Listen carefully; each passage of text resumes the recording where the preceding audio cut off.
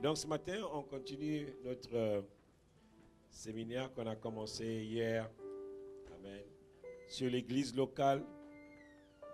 Et c'est important de comprendre le fonctionnement de l'église locale. Vous savez, aujourd'hui, on a tellement reçu d'enseignements qui sont erronés.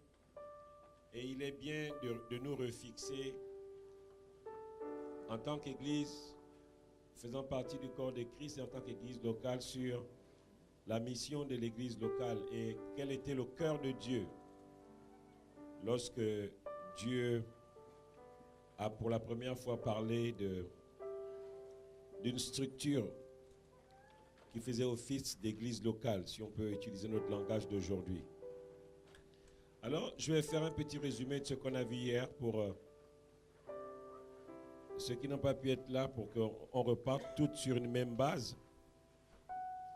Le peuple de Dieu était esclavage en Égypte. Excusez-moi.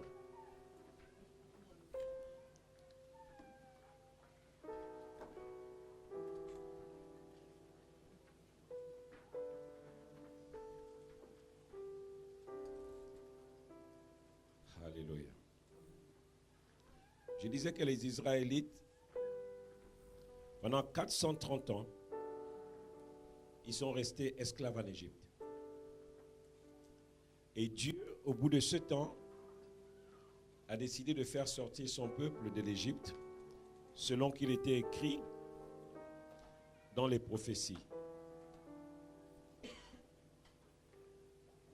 Et nous connaissons tous l'histoire, le combat avec Pharaon et comment le peuple se retrouve dans le désert. Et là, Dieu commence à parler au peuple. Et Dieu se révèle au peuple dans une dimension particulière dans Exode 25, les 8 premiers versets. Je vais les lire pour... L'Éternel parla à Moïse et dit, parle aux enfants d'Israël qu'ils apportent une offrande, vous la recevrez pour moi de tout homme qui la fera de bon cœur. Et le Seigneur dresse la liste de ce que l'on devait apporter. Au verset 8, l'Éternel dit que l'objectif de cette offrande, c'est pour me construire un tabernacle où je vais résider. Dans ce premier passage, le Seigneur nous montre clairement que la vision de son cœur vis-à-vis de son peuple. Le Seigneur nous montre clairement qu'il veut être avec son peuple, il veut résider au milieu de son peuple. C'est ça le cœur de Dieu. Le cœur de Dieu, c'est être avec nous tout le temps. Le cœur de Dieu, c'est que Dieu veut être dans notre environnement. Mais souvent, c'est nous qui nous éloignons de Dieu ou qui faisons ou nous fermons nos oreilles à ce que Dieu nous dit. Et donc, Dieu nous révèle son cœur. Et en nous révélant son cœur, il veut matérialiser cela par quelque chose. Parce qu'il sait que l'homme a besoin de voir quelque chose. Et donc, Dieu établit cela par une déclaration. Voilà ce que je veux. Voici mon objectif pour vous. Et Dieu appelle le peuple à participer à ce que Dieu veut faire. Et on avait parlé hier que la vision de Dieu est liée à l'offrande. Dans ce sens que Dieu va toujours utiliser des hommes pour faire ce qu'il veut faire. Et les hommes doivent participer à la vision de Dieu. Et on s'était rendu compte que vision et offrande,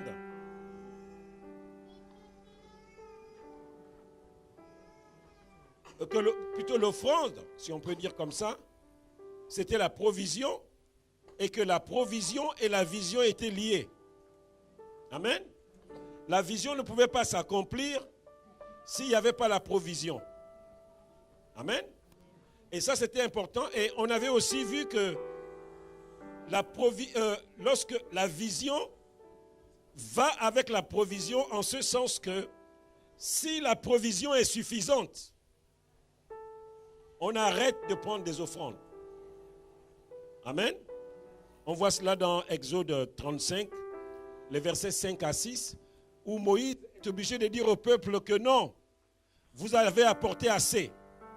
Par rapport à la vision que Dieu m'a donnée, ce que vous avez apporté est suffisant pour accomplir cette vision. Et Moïse est obligé de proclamer une parole, un écrit où il demande aux gens d'arrêter d'apporter des offrandes. Et donc on se rend compte qu'à chaque vision correspond un niveau de sacrifice que Dieu attend de la part de ses enfants. Un niveau de sacrifice.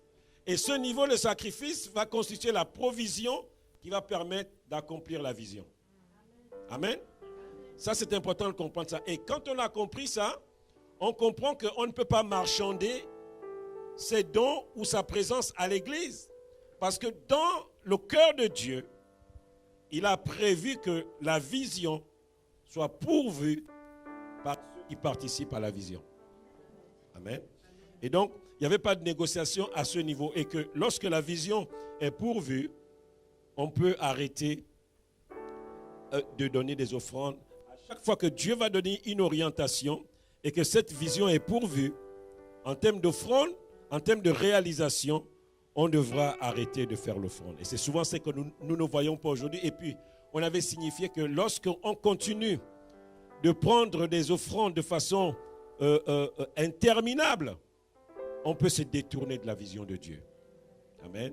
Et c'est pour cela que les anciens qui étaient en train de construire le tabernacle, ils ont dit à Moïse que non, ce que tu as demandé au travers de la parole de Dieu est suffisant. Et on trouve que les gens continuent d'apporter. Si tu peux leur dire d'arrêter, parce que sinon on va se retrouver dans le péché, on va se retrouver en train de faire du gaspillage. Aujourd'hui, beaucoup d'hommes de Dieu se retrouvent perdus parce qu'ils gèrent des quantités de biens qui ne correspondent plus à la vision que Dieu leur a donnée. Et vous savez, lorsque l'homme se retrouve dans la surabondance, c'est le péché qui naît avec. Amen. Et petit à petit, on se détourne des voies de Dieu. Et donc, on avait vu aussi que le rôle du tabernacle, le tabernacle, c'était un sanctuaire. Qu'est-ce que c'est un sanctuaire? Un sanctuaire, c'est un lieu consacré à Dieu. Un lieu que Dieu lui-même s'est réservé où il devait habiter. Et puis on avait vu, mais finalement, la Bible nous dit que Dieu n'habite pas dans des temples faits de main d'homme. On a compris que Dieu nous disait que lorsque c'est lui-même qui initie quelque chose, il peut habiter dans ce qu'il initie. Et que si l'homme initie quelque chose de son propre chef et qu'il veut y introduire Dieu, Dieu ne s'introduit pas dans les œuvres faites par les hommes s'il n'est pas à l'origine. Amen. Et donc, ça c'était important. Et nous avions aussi vu que la mission de l'église locale, on avait parlé que le tabernacle, c'était un lieu où les hommes allaient rencontrer Dieu. Un lieu où Dieu restaurait les hommes. Un lieu où Dieu pardonnait leurs péchés. Un lieu où Dieu équipait son peuple. Amen. On avait vu qu'il était aussi le symbole du lieu où Dieu demeurait, je l'avais déjà dit. On avait vu aussi que c'était le lieu, c'était un peu la tour de contrôle qui donnait les orientations et qui, de départ, d'arrivée, c'était la tour de contrôle. Amen. Et on avait vu aussi que cette image du tabernacle, finalement, elle avait deux visions. Elle avait un objectif local, présent. Ça veut dire qu'au travers du tabernacle, au travers de l'église, Dieu pouvait nous restaurer, Dieu pouvait nous penser, Dieu pouvait nous équiper. Et on avait vu qu'au travers du tabernacle, Dieu avait la promesse de notre vie future. Amen. L'objectif du tabernacle dans la marche du peuple de Dieu, c'était de le conduire du désert jusqu'à la terre promise, jusqu'à Canaan. Amen. Donc deux objectifs importants. Le fait de me penser, de me restaurer, de me guérir, de m'équiper dans le temps présent et dans le temps à venir, le fait de me conduire jusqu'à l'accomplissement de ma destinée, jusqu'à l'accomplissement du plan de Dieu pour moi. Amen. Et donc on avait fait ce parallèle-là entre les enfants de Dieu, les Israélites qui quittaient de l'Égypte vers Canaan, et nous aussi qui préparons notre départ de la terre où nous vivons jusque dans l'éternité. Amen. et que dans ce voyage-là, eux, ils avaient besoin de cet équipement, de ce sanctuaire qui est aujourd'hui la représentation de l'église locale pour nous, qui est un lieu où nous aussi, nous sommes équipés pour pouvoir avancer avec le Seigneur. Amen. Donc, on a vu enfin que la vision du tabernacle n'avait pas été donnée au peuple de Dieu en Égypte parce que le peuple de Dieu était dans un statut particulier. Amen. Et on avait tiré quelques exemples en disant que lorsqu'on n'est pas en mouvement, on n'a pas besoin de la grâce de Dieu en réalité. Lorsque l'on décide de ne pas avancer ou lorsqu'on est dans une situation d'esclavage, la grâce de Dieu ne peut pas se manifester librement. Amen. Donc c'était important de comprendre ça. Et aujourd'hui, je voulais qu'on essaie de comprendre comment se passait la vie autour du tabernacle. Alléluia. La vie autour du tabernacle. Et l'idée vraiment, c'est toujours de tirer qu'est-ce qu'il y avait dans le cœur de Dieu. Dieu a un cœur, ça veut dire que Dieu a une orientation profonde qui doit être la base de notre marche avec lui. Dans tout ce que nous faisons, Dieu veut se révéler particulièrement pour nous donner la base, pour nous donner le code, pour nous dire comment nous allons avancer avec lui. Amen. Alléluia. Donc l'histoire, je reprends cela, l'histoire de la marche du peuple de Dieu, de l'Égypte vers la terre promise, elle s'organise autour de la vision que Dieu leur donne. Ça veut dire construire un tabernacle. Amen. Donc on a vu cela dans Exode 25, 8. Et dans Apocalypse 21, 3, que l'on va afficher aussi, on voit que cette image du tabernacle, elle revient dans la fin des temps. Amen. Ça veut dire que c'est quelque chose qui est dans le cœur de Dieu. Cette image du tabernacle revient et Jean voit une vision et il dit, voici le tabernacle de Dieu avec les hommes. Il habitera avec eux et ils seront son peuple et Dieu lui-même sera leur Dieu. Et ce que le Seigneur veut nous dire ce matin, c'est que quelles que soient les situations par lesquelles tu passes, n'oublie pas que Dieu, dans son plan, ça veut dire quand Dieu te voit, son programme pour toi, c'est d'être avec toi en tout temps. C'est ça qui brûle dans le cœur de Dieu. Tout ce que Dieu a fait, Dieu a tant aimé le monde qu'il a donné son Fils. Toutes ces choses sont faites parce que Dieu, en réalité, nous sommes importants pour lui. Et Dieu veut être là où nous sommes. Dieu veut nous diriger. Dieu veut nous faire du bien. Donc ne laisse pas le diable te mettre dans une situation où tu te mets en doute. Est-ce que Dieu m'aime? J'ai le sentiment que personne ne m'aime. Mais Dieu t'aime et Dieu te révèle son cœur. Il te dit même que dans ta marche, j'ai mis autour de toi des structures qui doivent t'accompagner. Des structures qui me représentent, qui sont la représentation de moi-même et qui doivent t'aider dans ta marche et qui doivent t'aider dans ton présent. C'est le but de l'église locale, nous accompagner présentement et nous amener progressivement vers l'accomplissement de ce que Dieu a prévu pour nous. Amen. Et donc, on avait vu que ça, c'est le cœur de Dieu. Le cœur de Dieu, c'est ça. Dans toutes les situations par lesquelles vous allez passer, n'oubliez jamais que Dieu veut être votre Dieu. Dieu veut être avec vous. Il veut prendre soin de vous. Il veut être là où vous êtes. Quand vous êtes en peine, il veut être là parce qu'il est le consolateur. Et dans cet esprit, dans la pensée de Dieu avec les hommes, le système de gestion ou de gouvernement de Dieu, on avait vu que c'était un système théocratique. Ça veut dire que c'est Dieu lui-même qui fixe les règles. C'est Dieu lui-même qui conduit son peuple. Et le monde est là où nous sommes aujourd'hui parce que le monde lui-même a créé ses propres structures pour se gérer lui-même. On a créé des courants, on a créé des façons de gérer, on a créé nous-mêmes nos propres structures. Et ça fait que comme c'est des structures qui sont faillibles, on a le résultat aujourd'hui. Alléluia. « Donc, ils me feront un sanctuaire. Alléluia. Ils me feront un sanctuaire. Dans cette notion du sanctuaire, il y a des choses qui sont importantes à comprendre parce que Dieu ne parle pas simplement de faire un sanctuaire. Lorsqu'on lit dans Exode 25, les versets 8 à 9, Exode 25, les versets 8 et 9, le Seigneur dit quelque chose. Il dit, ils me feront un sanctuaire et j'habiterai au milieu d'eux. Vous ferez le tabernacle et tous ses ustensiles d'après le modèle que je vais te montrer. Ce tabernacle qui est un sanctuaire, il faut bien le comprendre. Je vais le dire que c'est comme si vous avez dans votre maison un lieu consacré à Dieu. Ce tabernacle qui est construit, qui dans la pensée de Dieu doit être un sanctuaire pour le peuple, un lieu consacré pour lui seul.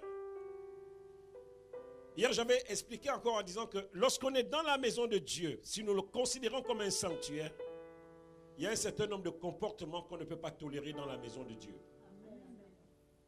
Parce que c'est un sanctuaire consacré à Dieu. Par exemple, on ne peut pas faire de la maison de Dieu un lieu de querelle. Il y a des mots qu'on ne doit pas sortir dans la maison de Dieu. Il y a des attitudes qu'on ne doit pas voir dans la maison de Dieu. Il y a des paroles qu'on ne doit pas sortir dans la maison de Dieu. Amen. Et souvent, lorsque j'expliquais que quand on est dans une colère énorme et qu'on n'arrive pas à se contenir, sors du sanctuaire. Amen. Sors du sanctuaire et va régler tes affaires en dehors du sanctuaire. Va déverser ta colère en dehors de sa maison. Et donc, Dieu dit ceci dans Exode 25, les versets 8 à 9. Ils me feront un sanctuaire, j'habiterai au milieu d'eux. Et Dieu rajoute, vous ferez dans ce sanctuaire, il y aura ce lieu consacré, et en plus du sanctuaire, il y aura aussi des ustensiles. Ça veut dire que le sanctuaire est un lieu vivant. Le sanctuaire vit. Ce n'est pas comme un peu aujourd'hui l'image que les gens ont. Ils ont une petite chambre dans... Les sorciers, il a une petite chambre dans sa maison. Et dans cette chambre qu'il a dans sa maison, il y va que lorsque c'est chaud et il veut aller retirer de la puissance. Le sanctuaire est vivant. Le sanctuaire, c'est un lieu qui vit au jour le jour. Amen. Il a, comme je disais, une mission présente. Les gens viennent offrir des sacrifices. Des gens viennent demander des orientations. Des gens viennent demander des conseils. Des gens viennent être équipés même physiquement. Il a une vision prophétique. Amen. Donc c'est important. Lorsque Dieu dit que ce sanctuaire, il habitera au milieu de vous, ferez le tabernacle et tous ses ustensiles d'après le modèle que je vais te montrer. On comprend bien que dans l'image du sanctuaire, nous avons le tabernacle et nous avons les ustensiles qui sont à l'intérieur. Et d'un autre côté, nous avons le sanctuaire et le peuple. Amen.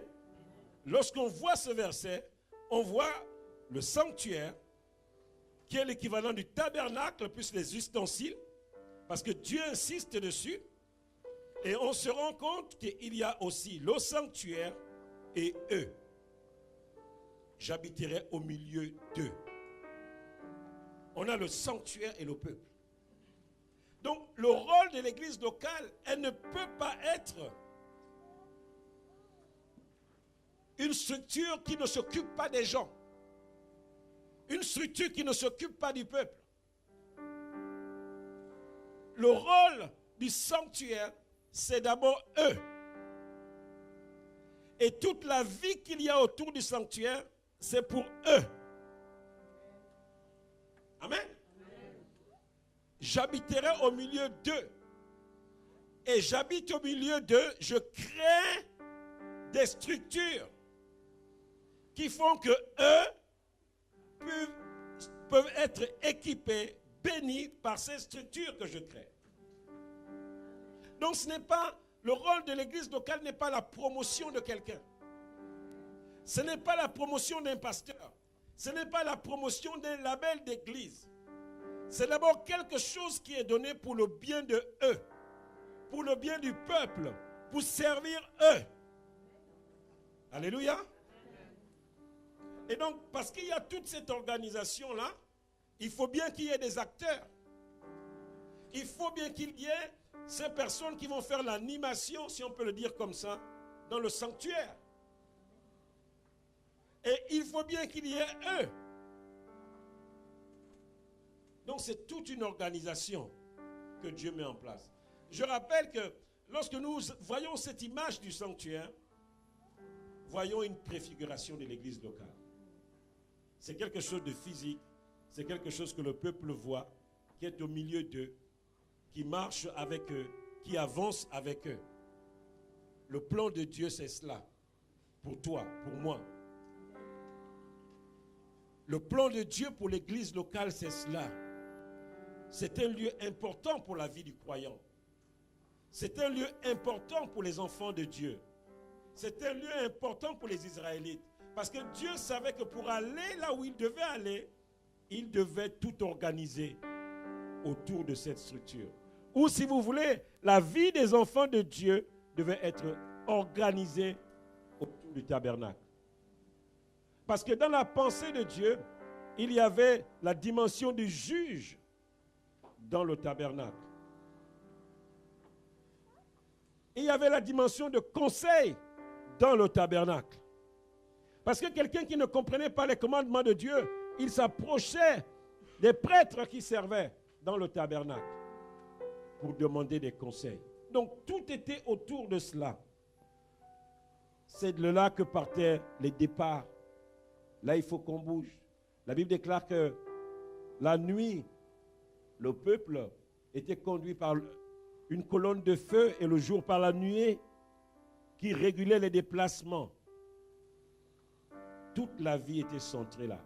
C'est pour ça qu'aujourd'hui, il est difficile de vivre une vie chrétienne efficace si on n'a pas d'église. Parce qu'il y a un mystère dans l'idée de l'église locale. Il y a un mystère. Il y a des expériences que tu ne peux pas vivre seul dans ta chambre. Il y a des expériences qui ne se vivent qu'en communauté.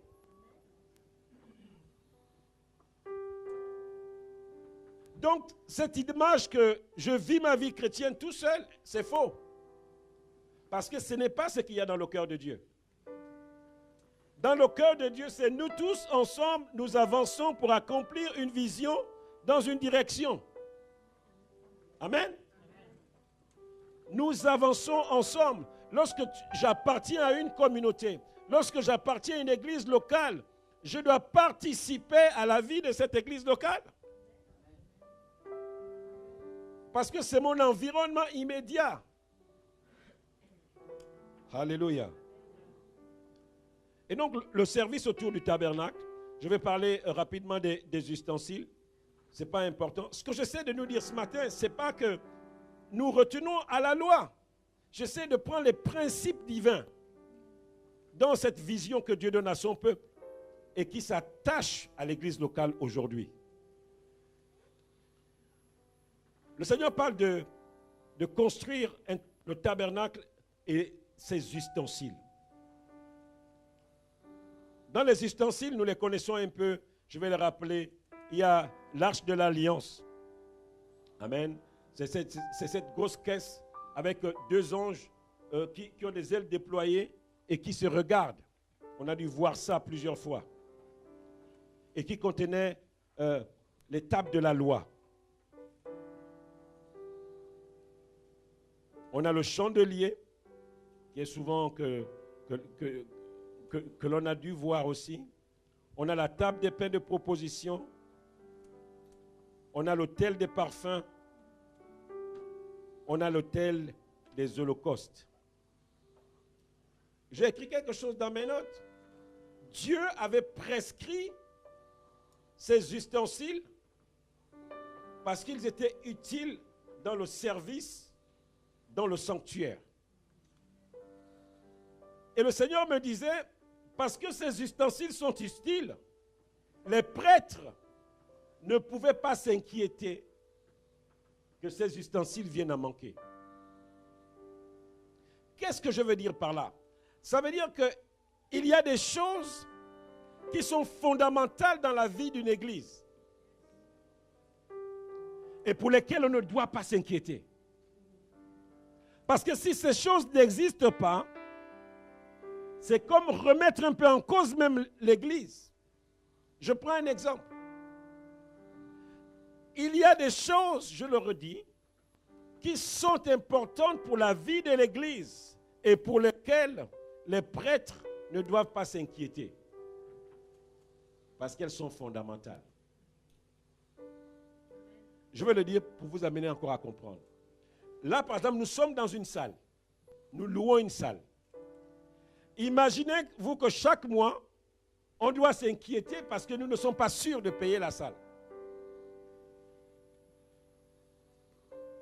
On ne peut pas rendre le culte dans le sanctuaire librement. Imaginez-vous, je le ramène maintenant dans le contexte. Imaginez-vous que l'autel des holocaustes est détruit. Les gens qui viennent apporter des sacrifices, où est-ce qu'on va les immoler? Si là où on offre les holocaustes, ce lieu n'existe plus parce que physiquement il a pris un coup. Ce n'était pas envisageable. Ce n'était pas du tout envisageable. Imaginez-vous l'autel des parfums. Il y avait un pied au niveau de l'autel des parfums qui ne tenait plus. Ce n'était pas envisageable. Donc, ce n'était pas une préoccupation pour les prêtres. Donc, il fallait mettre en place des structures qui faisaient que toutes ces choses qui étaient importantes pour la célébration, pour le rituel, dans le sanctuaire, soient toujours là. Soient toujours là. C'est pour ça que je vous ai parlé de eux, des hommes, de la présence des hommes. Et c'est ce que Dieu, vous voyez-vous, Dieu est responsable. Dieu est responsable parce que lorsqu'il parle, il met en place des structures. Et lorsque je suis touché, parce que je suis pressenti pour répondre à un appel dans la structure de Dieu, je dois me rendre disponible. Amen. Je dois me rendre disponible. C'est pour cela que l'homme, dans le plan de Dieu, sera toujours incontournable. Parce que tous ces ustensiles ont été faits par des hommes. Et si ça a été fait par des hommes, ça veut dire qu'il y avait des limites, physiquement parlant, matériellement parlant. Alléluia. Il y a trop de préoccupations. Aujourd'hui, ceux qui font le service dans le sanctuaire ont tellement de préoccupations. Et nous avons là une orientation de prière pour dire à Dieu, Seigneur, si tu as dit, ça veut dire qu'il y a une provision quelque part. Si tu as dit ça, ça veut dire qu'il y a quelqu'un qui peut le faire quelque part.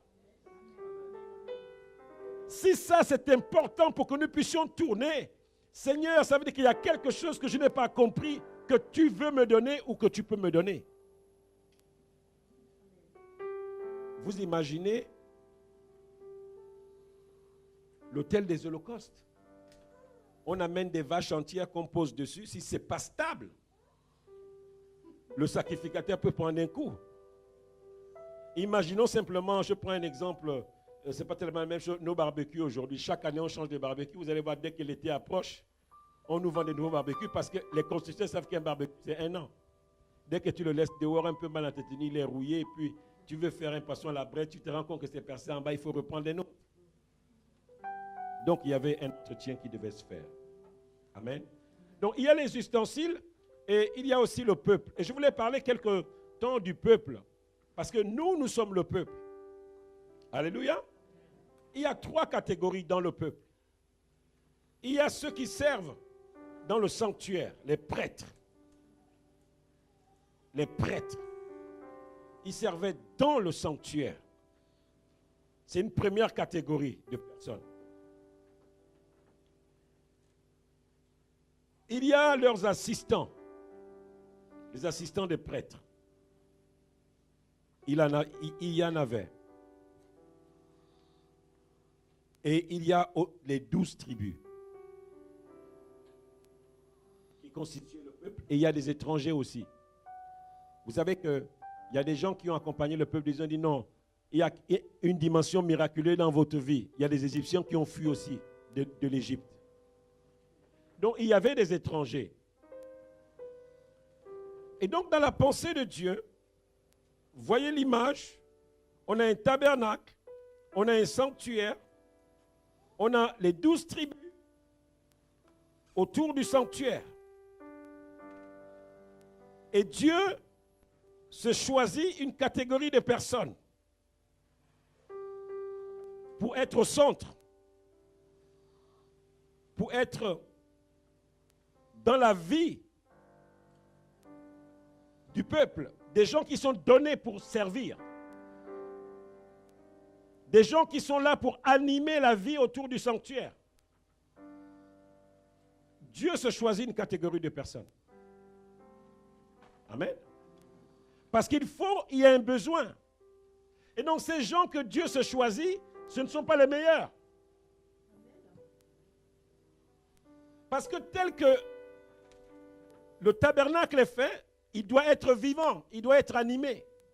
Donc Dieu va toujours se choisir quelqu'un pour faire quelque chose qui est utile dans la vie de son œuvre. Et cette personne que Dieu va se choisir n'est pas forcément le meilleur, n'est pas celui qui est sorti le premier dans les tests ou dans le concours qu'on a fait. Mais Dieu veut simplement que quelqu'un puisse répondre à un besoin. Parce qu'il faut que le tabernacle vive. Parce qu'il faut que le tabernacle soit animé.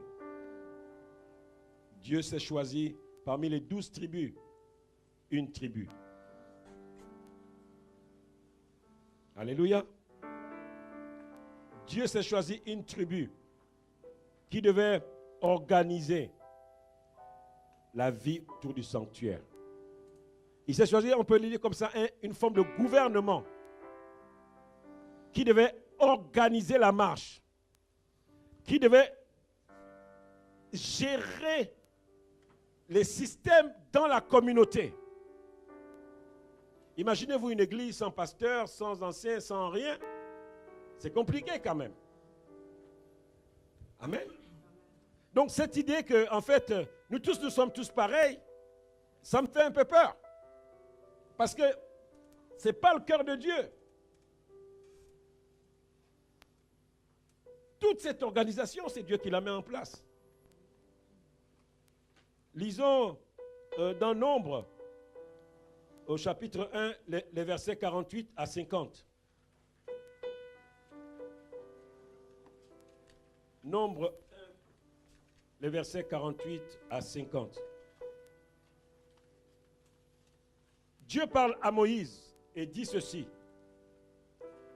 Tu ne feras point le dénombrement de la tribu de Lévi,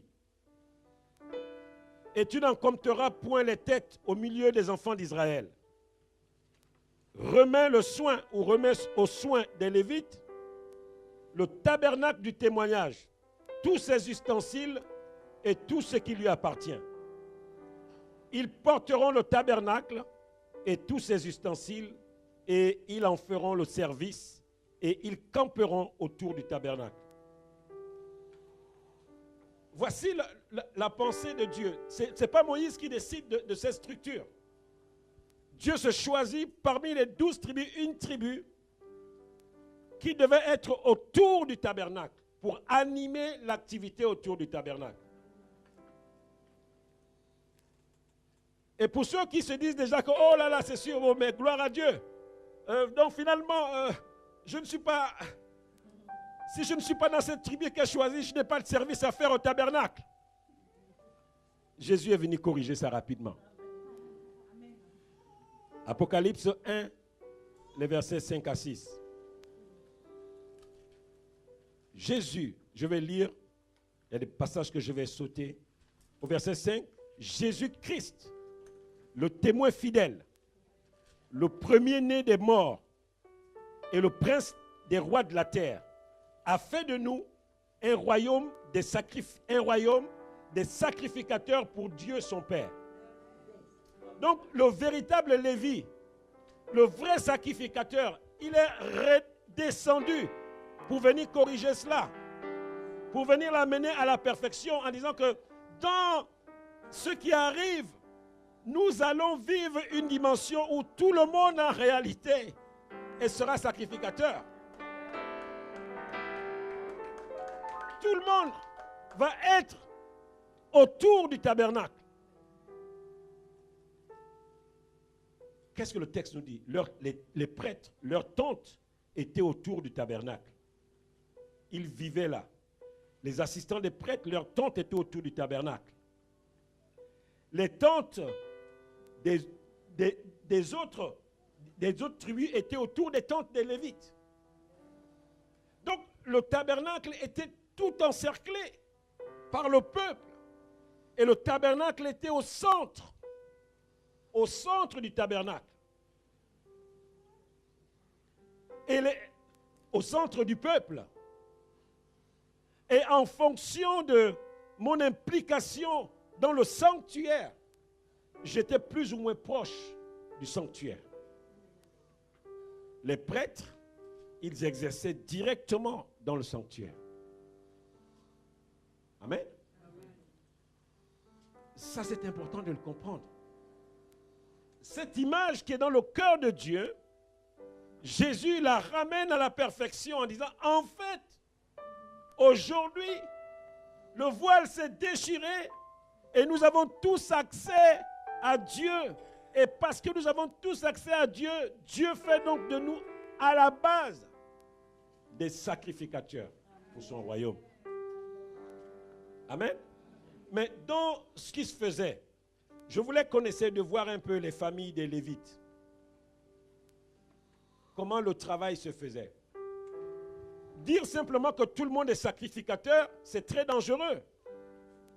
Parce que l'idée de responsabilité par rapport à certains aspects n'est plus pris en compte. Lorsqu'on dit que tout le monde est pareil dans l'église, il n'y a pas de quelqu'un qui est plus grand que l'autre en position, ça donne l'idée que, donc moi aussi je peux faire ce que je veux. Or, dans le cœur de Dieu, ça n'a jamais été sa pensée. J'aimerais que quand on parle des choses de Dieu, que vous allez toujours dans le cœur de Dieu. Qu'est-ce que Dieu nous a donné comme image dès le commencement? C'est ça le cœur de Dieu. Et ça n'a jamais changé. Ça n'a jamais changé. Parce que la Bible déclare que il est le même hier, aujourd'hui et éternellement. Il n'a jamais changé. Je dois toujours, lorsque je veux comprendre quelque chose, je dois toujours aller dans le cœur de Dieu. Seigneur, qu'est-ce que tu as pensé dès le départ? Quel était ton plan dès le départ? Ou quelles étaient les dispositions de ton cœur dès le départ? Amen. C'est pour ça que je veux nous parler un peu des familles des Lévites. Donc Lévi, c'était une tribu parmi les 12 qui ont été choisis. C'était physiquement quelqu'un qui a eu 3 enfants. Et la vie autour du tabernacle va s'animer autour des familles qui vont être constituées qui vont descendre de ces 3 enfants. Amen. Donc Lévi le patriarche a eu 3 fils. Et ces 3 fils vont fonder des familles et leur descendance. Et toute l'activité qui se faisait dans le tabernacle va être animée par les descendants de ces 3 fils. Amen. Donc dans les 3 fils de Lévi, on avait Gershon, on avait Kenan, on avait Méhari. Lorsqu'on lit Nombre 3, les versets 21 à 26, on nous parle un peu de leurs activités dans le service du tabernacle. qu'est-ce qu'il faisait concrètement? Parce que Dieu est responsable. Dieu ne fait pas des choses n'importe comment. C'est pour ça que dans le contexte de l'église locale, tout le monde n'est pas au même niveau. Tout le monde ne fait pas la même chose. On n'attend pas tout de tout le monde. Là, je nous ramène dans un contexte où nous sommes tous des sacrificateurs. Maintenant, tout le monde n'est pas au même niveau.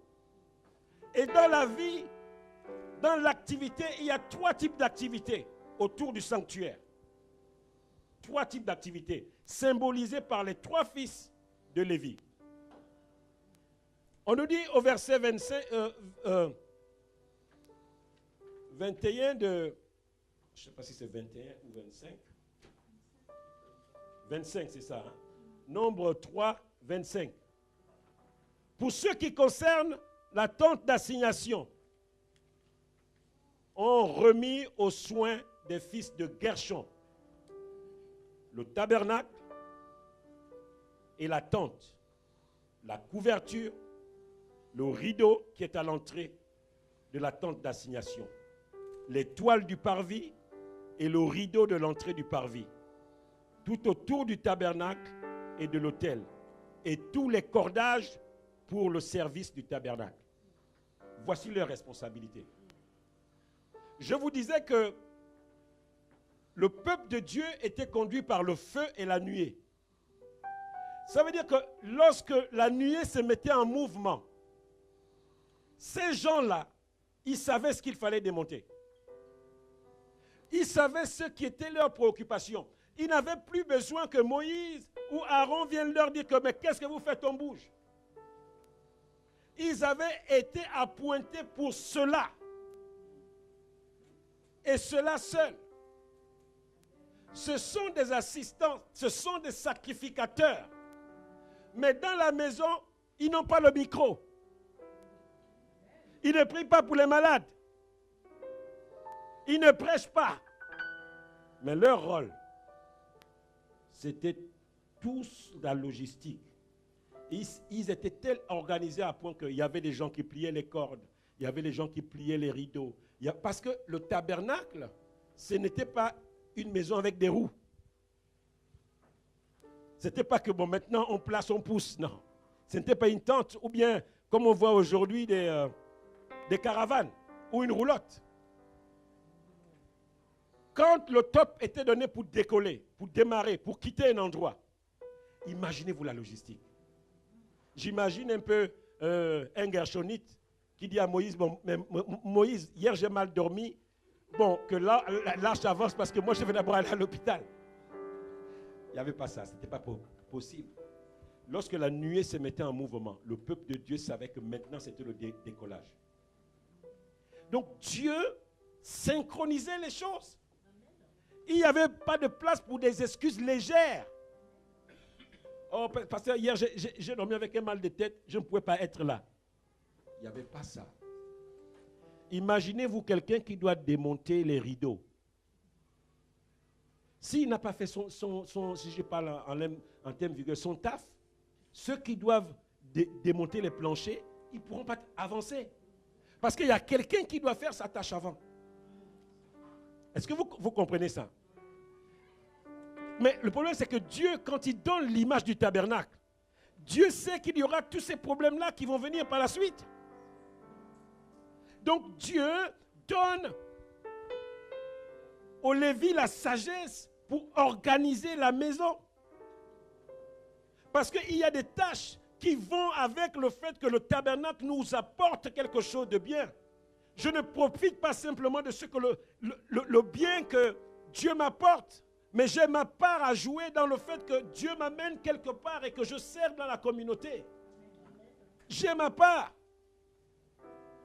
Voici la part des Gershonites. Amen. Pour ce qui concerne la tente d'assignation, on remis le soin au fils de Gershon,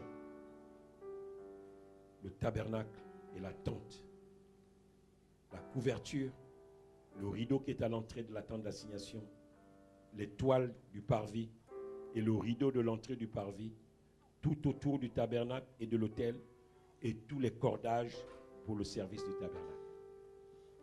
Ils étaient équipés pour cela. Ils devaient réfléchir pour que, s'ils sentaient qu'il y a une corde qui commençait à lâcher et qu'elle ne devait pas tenir, c'est eux qui fabriquaient les cordes, c'est eux qui réparaient les voiles, les tentes, les rideaux, où ils sentaient que les coutures commencent à quitter. C'était leur responsabilité. Et c'était leurs activités quotidiennes dans la vie de la communauté, dans la vie du tabernacle. Lorsqu'on prend le deuxième fils, Kehat, c'est de Kehat que descend Moïse, Aaron et Marie. Le deuxième fils de Lévi. Lorsqu'on lit Nombre 3, les versets 30 à 31,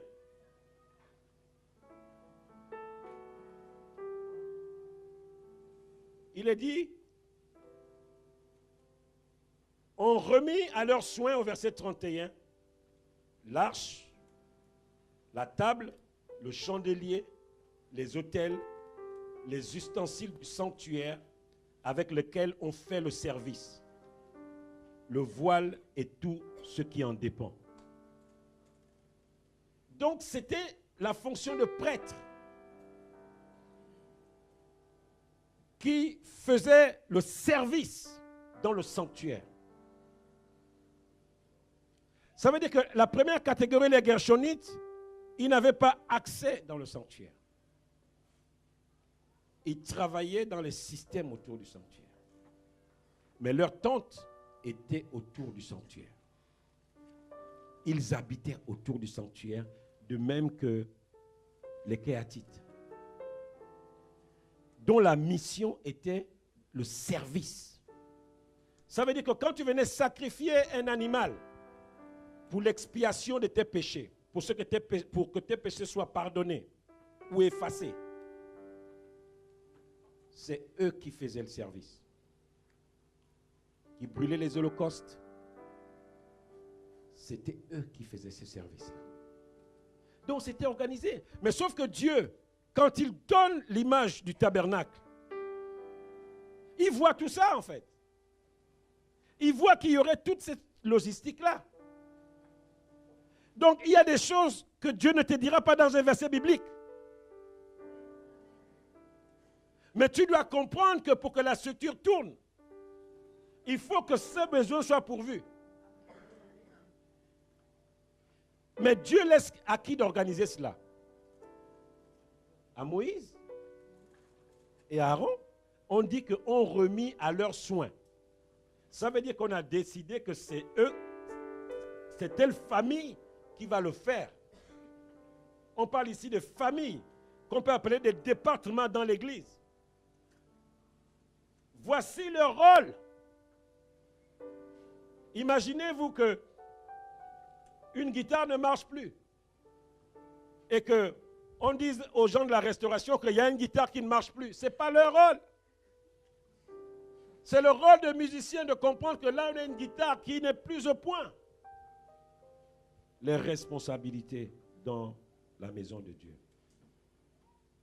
Dieu, quand il donne l'image du tabernacle, il y a tout ça qui est dedans. Mais il ne commence pas par dire que, bon voilà, comme je vois qu'il y aurait un problème à tel niveau, nous allons faire ça. Pourquoi? Parce que Dieu donne la sagesse aux gens qu'il met en position d'autorité pour diriger. Donc, lorsque quelqu'un qui est en position d'autorité nous donne une orientation, il n'aura pas toujours le verset biblique qui va avec. Mais il pourra dire, voilà ce que je pense qu'on peut faire. Mais il faudrait un tel niveau de confiance qui est tel que s'il dit, j'accepte de faire. Imaginez-vous que parmi les Kéhatites, on avait deux catégories. Bon, ceux qui se disent que non, ce n'est pas trop leur truc. Mais il est dans la famille. Il est dans cette famille qui doit servir dans le tabernacle. Il est dans cette famille qui doit être au service dans le tabernacle. Et il travaille dans le sanctuaire. Il est de cette famille. Et qui commence à s'excuser. Non, mais tu sais, je ne suis pas encore prêt. Non, en fait, je n'ai pas eu le temps de faire 3 jours de jeûne. Donc. Et puis on rentre dans un système d'excuses. Et comment ça se passe autour du tabernacle? Le service n'avance pas. Imaginez-vous quelqu'un qui veut venir sacrifier un animal pour l'expiation de ses péchés et que le sacrificateur dit que non, hier en fait j'ai mal dormi et puis mon enfant est malade, je dois l'accompagner à l'hôpital. Ça ralentit la vie. Alléluia. Dans le tabernacle. Malheureusement, c'est ce qu'on a souvent dans l'église. Les grandes familles, soit on a quelqu'un qui est défaillant dans une famille. Et puis, parce qu'il est défaillant, ça impacte toute la famille. C'est pour ça que je nous expliquais hier que dans le cœur de Dieu, il n'y a pas de régime d'excuses. Parce que vous voyez que tout ça, c'est lié en fait. Dieu donne le top, on doit bouger. Les Gershonites disent non, nous ne sommes pas prêts. Les sacrificateurs disent non, nous, il y a des choses que vous n'avez pas le droit de toucher. Ça, c'est des systèmes que nous, on doit gérer. Donc, à quel moment vous nous donnez le top? Bon, là, parmi nous, en fait, il y a 2 personnes qui sont malades. Qu'est-ce qu'on fait? Voilà où l'Église perd du temps, en fait. Ce qui fait que Dieu peut donner une orientation. Le Saint-Esprit peut se mettre en mouvement. Mais le problème, c'est que si toute la structure ne suit pas, le Saint-Esprit est bloqué. Je vous choque quand je vous dis que le Saint-Esprit est bloqué. Mais c'est une image. Si Dieu prévoit que nous avons la ressource pour faire quelque chose et que nous ne le faisons pas, on perd du temps. Amen. On va voir la dernière famille, les Méharites. Nombre 3, le verset 36 à 37. On remit à la garde et aux soins des fils de Merari les planches du tabernacle, les barres, les colonnes et leurs bases, tous ces ustensiles et tout ce qui en dépend. Les colonnes du parvis tout autour, leurs bases, les pieux, leurs cordages. Voici la responsabilité des Mérarites. C'était précis. Lorsque le top était donné pour bouger, ils savaient que tout ce qui était planche, les barres, imaginez-vous. Là, on ne parle même pas des gens qui les transportent. Hein. Ils n'ont pas de chevaux. Hein. Il n'y a pas de système comme aujourd'hui. Hein. Donc, on a des gens qui ramassent toutes les planches parce que vous comprenez que dans les différentes entités dans le tabernacle, ce n'était pas le sol. Hein. Les sacrificateurs qui opéraient dans le sanctuaire opéraient sur des planches. Lorsque le top était donné, il fallait plier tout ça, les mettre ensemble, les ranger.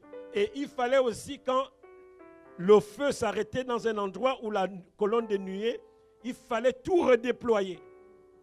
Et il fallait tout de suite aussi que les tribus se positionnent en fonction de leur lieu géographique. Parce que toutes les tribus étaient autour du tabernacle. Il y avait des tribus au nord, au sud, à l'est, à l'ouest. Imaginez-vous la vie. Quel système, quelle discipline, quelle rigueur. Si nous pouvions avoir la même rigueur aujourd'hui, l'Église serait autre chose. Ça veut dire que si le service dans l'Église n'est pas assuré, ça ralentit la marche. Ça ralentit la marche. Imaginez-vous ces 3 grandes familles qui rentrent en grève et qui disent que non, on est fatigué. Pendant 40 ans, ils ont fait ça. 40 ans. Pas 40 heures ou 40 minutes. 40 ans à transporter des planches, à enlever des colonnes. Quand on arrive de l'autre côté, on replace les colonnes. Quand on a fini, on dit aux gens qui mettent les rideaux, venez rentrer en scène. Ils mettent les rideaux tout autour. Ils mettent les rideaux pour séparer le lieu saint du lieu très saint. Et du parvis. Ils mettent tout ça. Les gens qui doivent ramener l'autel des sacrifices, l'autel des parfums, le chandelier. Ouh là là. Ceux qui doivent transporter ceci. Imaginez-vous la structure. C'est ça l'Église. Et je vous dis, lorsque vous allez voir une Église qui marche bien, la première chose que vous allez découvrir dans cette Église, c'est la discipline. Prenez toutes les églises de la terre que l'on envie aujourd'hui. Oh, si notre église pouvait être comme ça. Quand vous allez rentrer à l'intérieur de cette église, vous allez vous rendre que la première chose, c'est la discipline. L'organisation, la deuxième chose. Parce qu'on peut avoir une organisation, si on n'est pas discipliné, ça ne sert à rien. La première chose, c'est la discipline. La deuxième chose, c'est l'organisation. La troisième chose, c'est la fiabilité. Des gens fiables qui savent que là, si je n'agis pas, on est bloqué. Des gens qui ne sont pas dans un régime d'excuses. Parce que dans ces trois grandes familles qui constituaient la tribu de Lévi et qui avaient en charge le tabernacle et tous ses ustensiles, voici leurs responsabilités. Si eux, ils n'étaient pas efficaces, on n'avançait pas dans la marche. Et aujourd'hui, la Bible dit de nous que nous sommes de ceux-là. Chacun de nous, nous appartenons à une de ces trois familles. C'est nous qui mettons l'arche. C'est nous qui mettons les choses en mouvement. C'est une image spirituelle.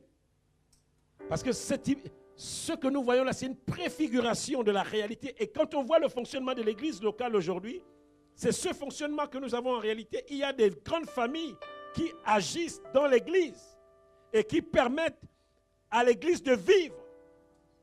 Et parce que l'église vit, elle est une bénédiction pour les membres, ses membres. Elle est une bénédiction pour la communauté. Mais si les familles n'agissent pas, on ne peut rien faire. Et ce matin, je voulais vraiment nous dire que nous sommes importants dans ce que Dieu fait. Peut-être que tu as eu le sentiment que non, mais toi tu arrives juste à peine. Et voyez-vous, les enfants qui naissaient dans ces grandes familles-là, ils grandissaient avec ce qu'ils voyaient faire leur père. Si vous êtes un chrétien et que vos enfants réalisent que vous n'êtes pas un vrai chrétien, vous rendez un mauvais service à vos enfants. Si vous êtes une chrétienne et que vos enfants réalisent que vous n'êtes pas fiable, vous êtes le genre de personne, quelqu'un t'appelle et tu dis des mensonges devant l'enfant, il va reproduire la même chose. Amen. Il va reproduire exactement la même chose. Et ce matin, je voulais vraiment nous dire que l'Église est vivante. L'Église est vivante. Et l'Église a besoin de toi et moi pour que nous puissions atteindre Canaan. L'Église va quelque part en fait. Et vous savez, la religion nous fait croire que l'Église ne va nulle part. Mais l'Église va quelque part. L'Église a une mission, l'Église a une vision. Et cette vision, elle est en marche. Elle est en marche. Et nous, c'est les églises religieuses où, bon, l'église est là depuis 100 ans, mon père, ma mère étaient là, ma grand-mère était là, et puis bon, on ne sait pas trop où on va. Bon, on va affecter quelqu'un aujourd'hui, bon, quand c'est 4 ans d'affectation passée, on ramène quelqu'un d'autre, et puis les gens ont le sentiment que non, l'église reste toujours là, mais les gens passent. C'est les gens qui passent. Non, l'église va aussi quelque part spirituellement. Elle a des terrains à gagner, elle a des objectifs à atteindre.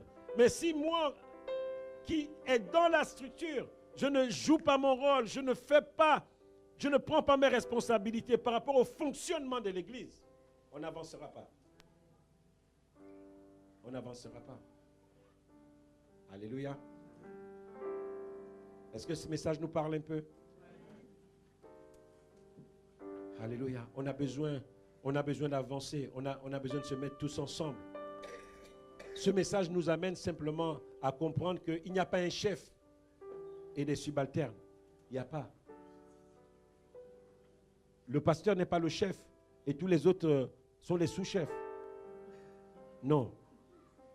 Si peut-être tu as pensé ça parce que tu reviens d'une église où le pasteur était le tout-puissant. Mais ce n'est pas la vérité. La vérité, c'est que Dieu nous positionne dans le service. Et il y a simplement des gens qui sont plus visibles que d'autres parce qu'ils servent le plus grand nombre de façon visible. Les Kéatites étaient visibles parce que quand tu apportais ton sacrifice, c'est Moïse, c'est Aaron que tu voyais. Ils étaient visibles. Tu pouvais croire qu'ils étaient célèbres. Leur nom faisait la une des journaux. Mais celui-là qui démontait les tentes, qui devait transporter les planches, s'il ne les transportait pas, je peux te garantir que celui qui faisait les sacrifices, il ne pouvait rien faire.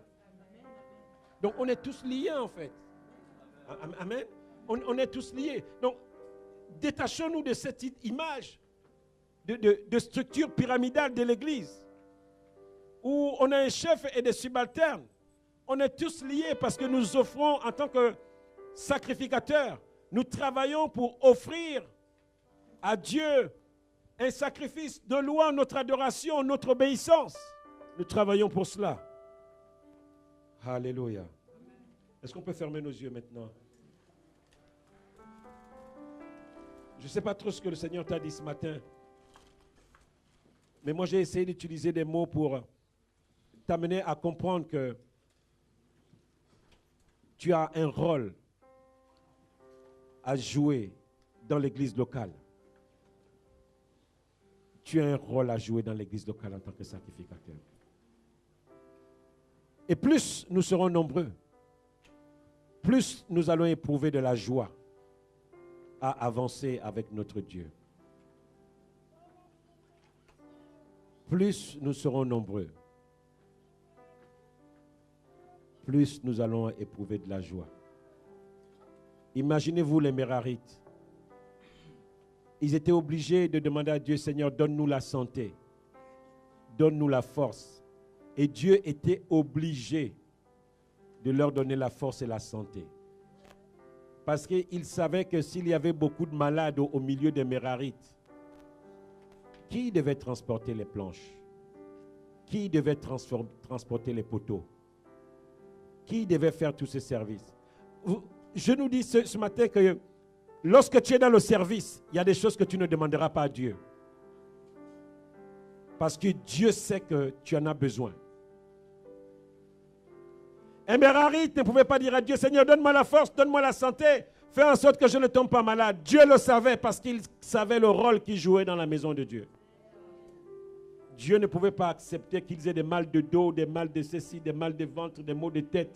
Ces maladies-là ne faisaient pas partie de leur tableau. Et quand ils priaient, ils pouvaient prier à Dieu, dire à Dieu, Seigneur, je te mets devant tes responsabilités. Tu vois ce petit mal de dos qui commence. Si tu le laisses marcher, c'est ton problème. Tu sais déjà le travail qu'il y a à faire derrière. Ils pouvaient prier avec autorité parce qu'ils étaient dans le service. Imaginez-vous un Gershonite qui devait enlever les cordages, qui devait...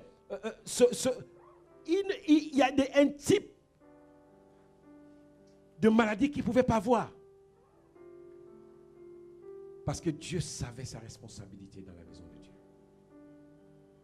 Imaginez-vous le sacrificateur qui, toutes des journées entières, brûlait des sacrifices. Quelqu'un veut amener son sacrifice. On lui dit non, Moïse est malade. Non, ce n'est pas la peine. Repars, tu reviens après-demain. Aaron, son frère, l'a accompagné à l'hôpital. Donc, reviens après-demain. Ce n'était pas possible. Parce que je suis dans le service.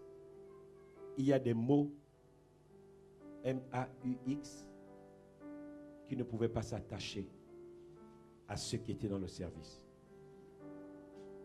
Et il y a des mots qui ne faisaient pas partie de leur langage parce qu'ils étaient dans le service. Beaucoup de personnes aujourd'hui ont tellement de préoccupations parce qu'en réalité, ils sont oisifs dans la maison de Dieu. Et il y a des mots qui s'attachent à eux simplement à cause de l'oisiveté. Tu sens que le Seigneur... Si tu te considères comme un sacrificateur, c'est que tu as un rôle à jouer. Sauf si tu dis non, moi je ne suis pas encore sacrificateur, je suis encore à cheval, un peu païen, un peu. Mais si tu te considères comme un sacrificateur, tu es dans les 3 familles que j'ai citées. Tu dois te retrouver dans les 3 familles. Tu dois appartenir à un département dans l'église.